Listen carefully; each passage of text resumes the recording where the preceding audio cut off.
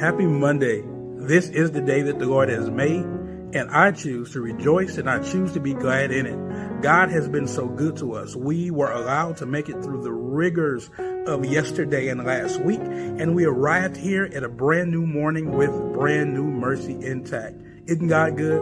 Well, we thank you for joining us here once again on this devotional platform, Life Flow Daily Devotion. I am excited for the opportunity to bring content to this page that will encourage you in your walk, that will cause you to draw closer to God, and that will help you get your mornings off to a phenomenal start. Well, as you know, I don't need to tell you we've been in this pandemic for quite a while, and things may seem to be uncertain. Maybe there was a word you received from God on the last year, and you expected things to go a certain way, and you had no idea that you would face the challenges you are facing right now.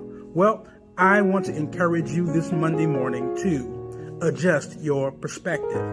Change your vantage point. See it differently.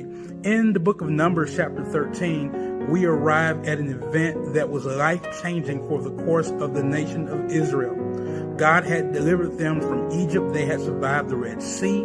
They had survived all the rigors of the wilderness, and now they are arriving on the edge of the borders of the Promised Land. At this point, he encourages Moses to choose 12 leaders from the 12 tribes of Israel that they may scout out the land, and so they can see for themselves the things that God had promised them. Well, here is something interesting that takes place.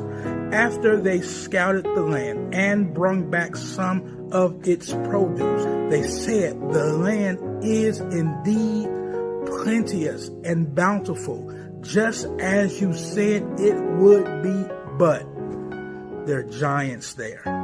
They went on to say that we look like grasshoppers in our own eyes, and we look like grasshoppers in their eyes as well.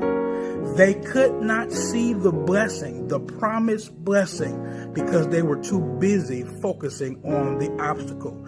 I want you to know today, your natural eyes will cause you to miss the blessings of God.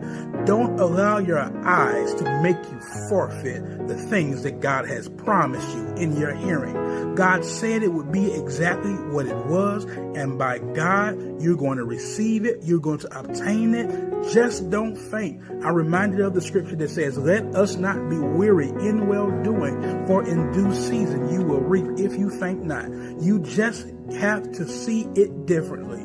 Don't focus on the obstacle ahead. Focus on the blessing behind. Well, we've made it to the end of another devotional, and until next time, remember this: life happens in the flow.